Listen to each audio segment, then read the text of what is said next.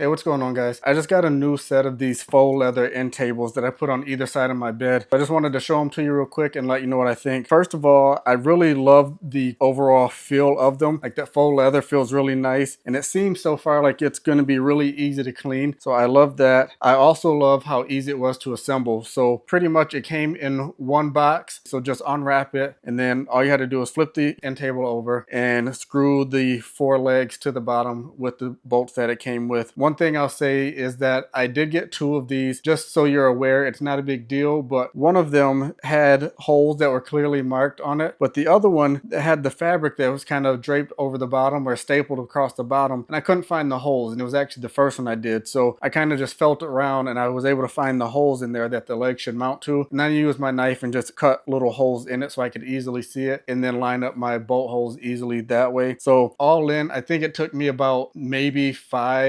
10 minutes to do the entire unboxing and assembly and carry it up to my bedroom. So super simple to do. They are a little small. To me, I think they work really good next to the bed. So it depends on the space that you have. So just know that I'm able to just sit, like I have a CPAP machine, so I'm able to fit that on top, and it has the lip here to keep it from falling off. And then it has really nice filling drawers. The sliders on it feel nice. I have my Mac computer in here. It barely fits in there. I actually found if I just try to lay it flat down in there, it doesn't fit all the way. So I found that I was able to angle it so there's enough gap in the back of it. So if I angle my computer, I'm able to put it all the way in there and shut it, but it just won't lay completely down inside the drawer. But that works just fine for me.